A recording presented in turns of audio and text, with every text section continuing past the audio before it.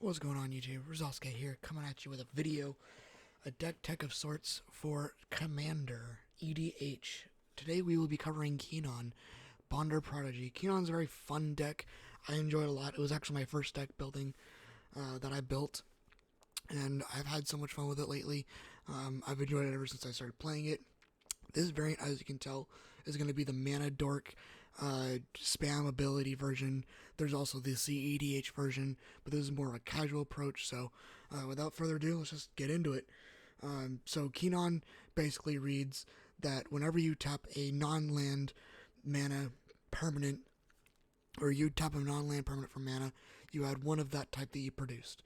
Pretty good. And then for 7 mana, 5 a blue and a green, you can basically search the top 5 cards of your library, bring out a creature from that from the top of the deck that's non-human, and then just put it on the battlefield. So we'll get to see some of the cards that I picked out of that. But let's just start off.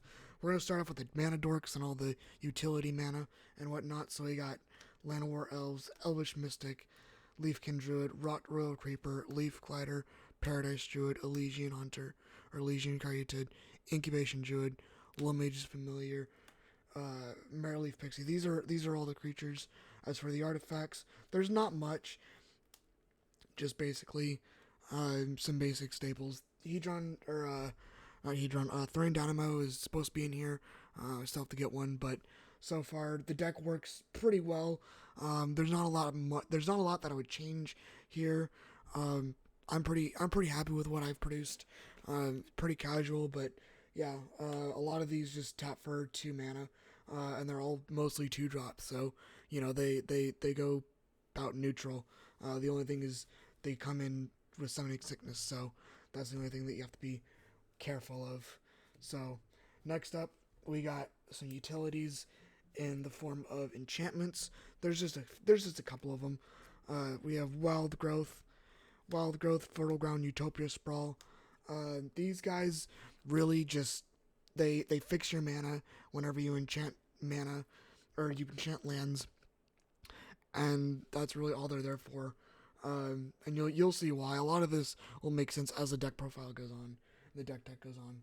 So that's all I got for those. Next up, we just have some basic land ramp. First up, Migratory Greathorn, pretty good card. I like him. He turns a creature into a 3/4 beast. So if it's like a mana dork, he turns it into a 3/4 beast. That's a mana dork. Then he also lets you search your library for a land card when you mutate. Pretty good. Next up, just some more land ramp. Journey to the Oracle. If your hand's flooded with land and whatnot, you just play this card, play all the land cards from your hand, and you go berserk. Land go burr. Next up, we got some others. We got Arboreal Grazer and Growth Spiral. They basically do the same thing. Growth Spiral, you should know, draw you a card, play a land from your hand onto the battlefield. Arboreal Grazer, he's just a 0/3 with reach that lets you put a land card from your hand onto the battlefield. So he's a good turn 1 to ramp you into some mana. Then we got Nature's Lore, Cultivate. You happen on a glade for some more mana ramp. I've thought about putting Kodama's Reach and a couple other mana ramp cards in here, but I like the idea of getting all of your mana from your mana dorks. It's a little bit slower, yeah, but it definitely helps when you have creatures on the field that can either protect you or get you mana. You happen on a glade is really good in here as well. I really like it for the ability to basically bring a card back from the graveyard to the hand, or if you need to search for land because you're deprived of mana, it's also good for that as well. So that's kind of all we have for those targets. Next up, we're going to go into the sort of, I guess, the searches or what you should be picking off of Kinnan. So the targets for Kinnan, we got Kogla, Enray's Forerunners, Hydroid Crisis, not really a target, but still really good. Ashea, Cultivator Colossus, Coma, Gemrazor, and God Eternal Ronus. I like this stack. I was running like Questing Beast and Shifting Ceratops, which you can also run in here, which can be really good. I've also seen people run the Eldrazi variant. Eldrazi variant's cool and all, but I like green and I like blue, and I don't really think that, for me, Eldrazi just, it doesn't seem like it'd be very fun, not very entertaining, not very interesting. That's just me. Take it as you will. This is just sort of my version of the deck. Give you sort of a basis on the way I play it. A couple notes that I like to say. Guard Eternal Remnants is only really good when you have a big board of things on the field that you just want to push for. So it can be a win con at sometimes when you're just like, okay, pay 7, Guard Eternal Remnants, and then just push for game. So it's more of a win con really more than anything. Gem Razor's good for a mutate target as well. Unfortunately, you can't bring it out as mutate it as you're using the Kinnan ability, but it's still a 4/4 with reach and trample that, you pay a lot for it, but still you got to dig for it for free basically. Coma, absolutely busted in this deck. I cannot tell you how many times I've survived games just because of the fact that I get to sack the tokens that it makes every single upkeep, and then just basically either tap stuff down that's a big threat, or I get to give Coma Indestructible and block one of the big threats on my opponent's board. If it has trample, it has trample, but still, the fact that I get to just take 6 off of something, at least from something that's attacking me, and I just get to go block, okay, cool, have fun, I guess. That's really cool. Cultivated Colossus and Ashea, these two are really, I guess you could say, they're not contradictory, but they don't really go with the theme of the deck a lot. Ashea turns all your mana dorks into lands, which can be good, can be bad, depending on how you view it. If you want to make Ashea really big, it's really good, but because then when you have Ashea on the field, then Kinnan does not get the buff to your mana dorks, so they only tap for 1 mana again, which, like I said, can be good, can be bad, depends on the way you look at it. And then Cultivated Colossus synergizes with Ashea, turning all your things into lands, and then this turns into, an XX beater that you can just, storm people with. And then the ability to just draw and play lands from the top of your deck whenever it comes out is pretty good as well. Haven't got to use it very much, but it's meh. Hydra Crisis is not really a target, but it's good if you have a lot of mana dorks and whatnot that you can tap down for creatures or for mana. And that's really all there is to it. Enray's Forerunner is kind of one of those like God Eternal Rose. It's a sort of it's one final push and a win con. I've definitely won games with Enray's Forerunners on the field. I'll just drop it on the field. Everything gets +2/+2 vigilance and trample, and then I'll just push for game, and it's pretty good. I like it. I like it a lot in this deck. And last but not least is Karuga. Whenever he enters the battlefield, he fights something, which is really good if you want to remove like a smaller threat that you can live, or if you have like a way to protect your Kogla. You can go ahead and just, you can also, I believe, pay the 2. I haven't really checked up on that because I've never really done it, but yeah, you can definitely fight something, get rid of a threat, and then whenever he attacks, it basically pops an artifact or enchantment, so it's good removal as well, if you can keep it alive, and then its ability to make it indestructible by popping Kinnan back to your hand. You can play Kinnan for 2 mana from your hand, and it's live whenever it comes on board because it doesn't have to tap. And its passive is absolutely nuts. So that's what we're running for targets. Again, that's just the way I like to play this deck. You're definitely welcome to play it however you wish. Next up, we're running a very small extension package. Not all that, like, there's not a lot of extenders that would really play in the deck. But this is kind of what we're playing. Dramatic Reversal is good for a second wave.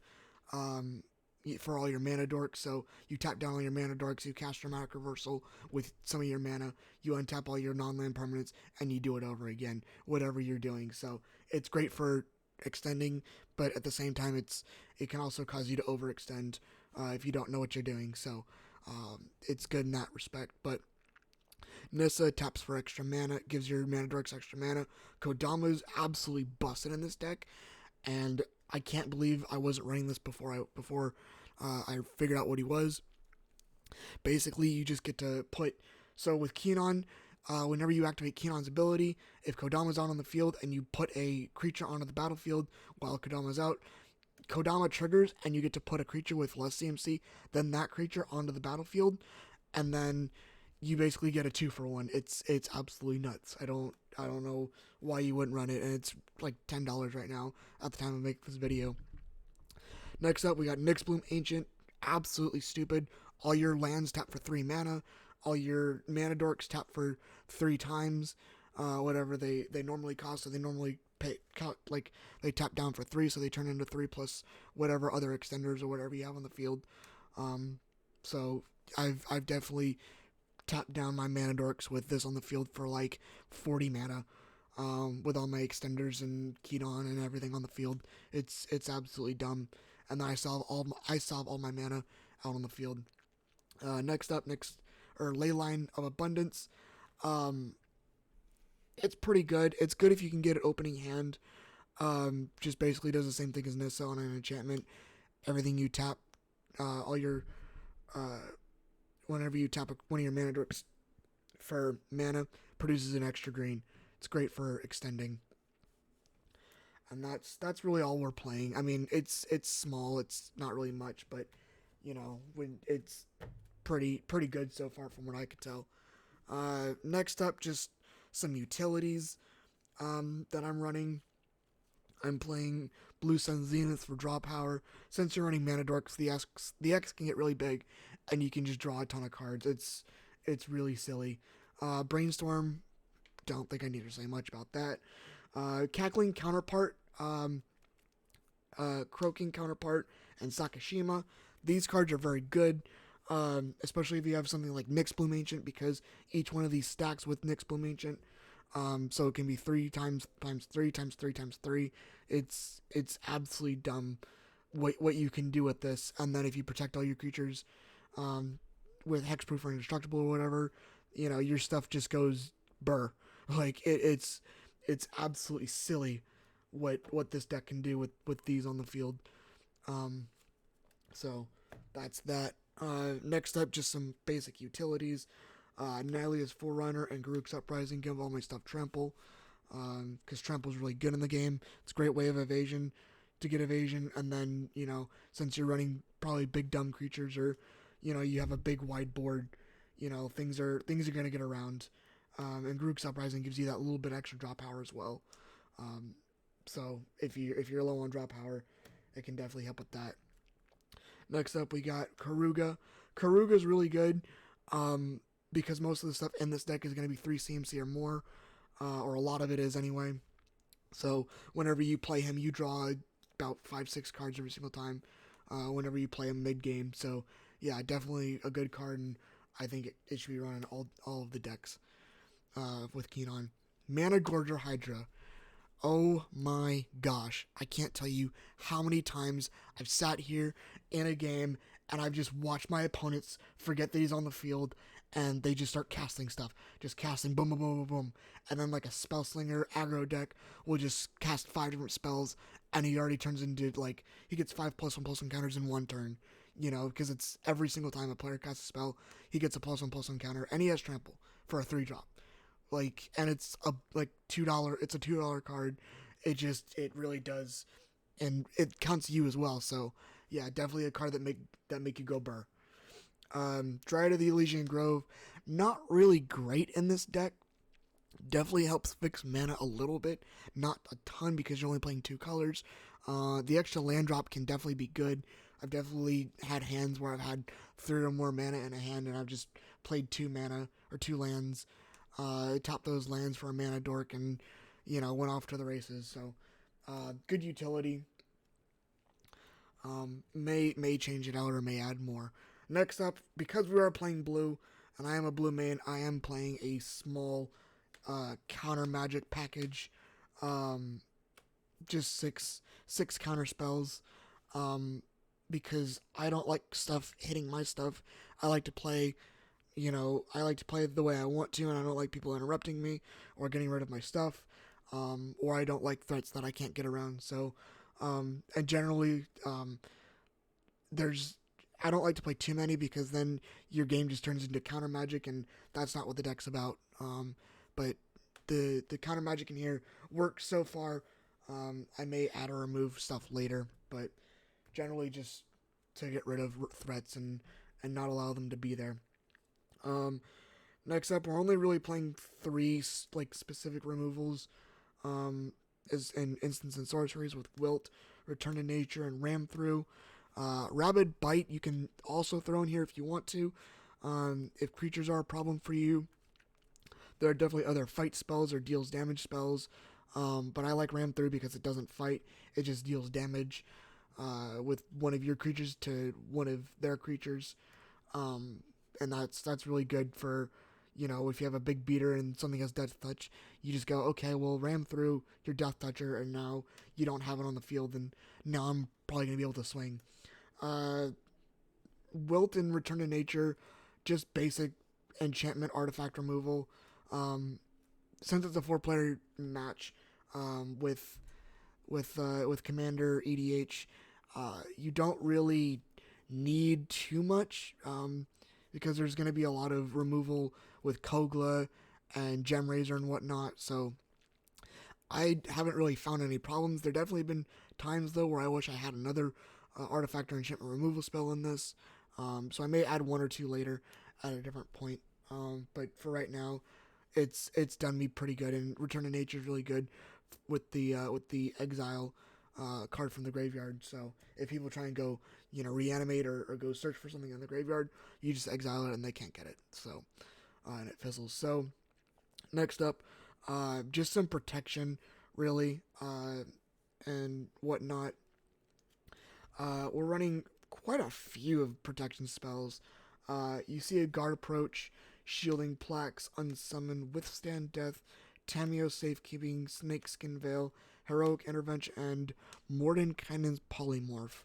Mordenkainen's polymorph isn't really protection, but it can be if there's like a ground death toucher or there's something that destroys things that don't fly, because that's definitely something that I've used it for. It's also something where, like, if you have Hydra Crisis or something, you can definitely just turn it into a 4/4, and it gets a free +4/+4 basically to it. Other than that, there's not really much to say. Unsummon really is just, I've used it as just a 1-mana response to a board wipe or, to a targeted destruction. So, unsummon you can just use that way if you really want to. Heroic Intervention and Tameo Safekeeping, absolutely just great in this deck. Protection, like you wouldn't believe. Snakeskin Veil as well, with Withstand Death. Granted, you have to spend 2 spells with these, but in all honesty, it's specific targeted protection. But so far, I haven't had a problem with that.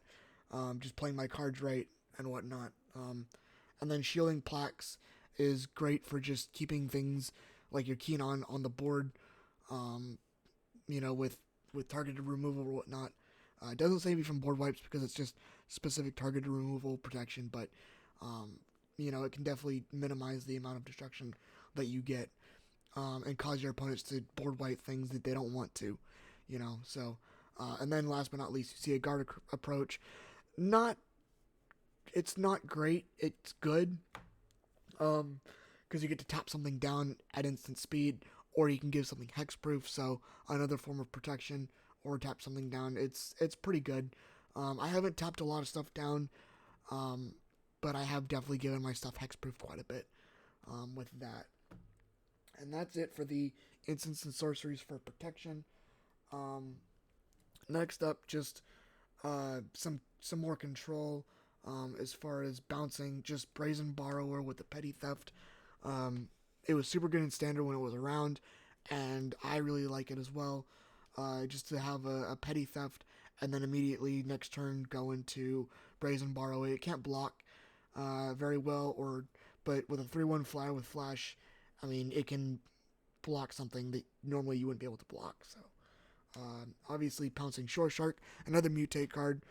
I love Mutate as a mechanic. I think it's a very great mechanic. Some people I've heard feel differently about it, depending on which point of view you're from. But basically, you can flash in mutate, and then bounce, and then if you have more mutate cards, you know, on the creature that you're mutating, you get those as well. So an instant speed, bounce, plus other triggers if you have it, you know, very, very great card. I really like it. And it's a 4/3, so, you know, it's decent for a beater, at times. Next we have Narcissist, part of Reveals. Narcissist has done so much for me in games, especially with everyone running draw power, or decks that just like to wheel and deal, because then your opponents just get one card out of the wheels. So if they're like discard hand, draw one, and then it's like, okay, well, I'm gonna wheel and draw probably more than you, so Narcissist's definitely gonna come in clutch there. So very great card, very great version of control. The only thing is it's gonna get targeted quite a bit because whenever people gotta discard stuff, they only get one card out of it, and then you get whatever. So they're not gonna want to get more out from they're not gonna want you to get more than them. So you know they're immediately gonna target Narcissist. So now to the last bit, which is the lands. This is probably one of the most controversial parts of the video, because I'm not running a lot of like multicolored lands. It's a lot of basics. I have a few multicolored stuff, but we'll just get into it, and I'll explain why I have this in a bit. But basically, we just run a total of I think 36 lands. I could be wrong. So that's 12, and then the rest are just islands. And then we have 12 forests, and then we have 10 islands, so 22. Which I mean doesn't sound very great, but then we have some multicolored stuff, with Temple of Mystery Command Tower, Summit Guildgate, and Thornwood Falls. People are probably going to knock me in the comments about Summit Guildgate and Thornwood Falls.